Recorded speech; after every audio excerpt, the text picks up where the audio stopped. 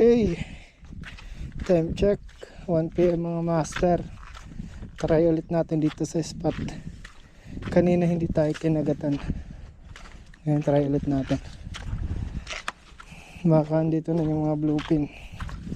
So ang gamit ulit natin, Daiwa Nigalis 3000 series Master Candle Rod, at yung 9 grams na sa Shopee.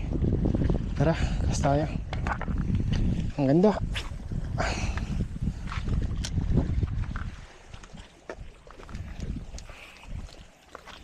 Baka may bluefin na dito.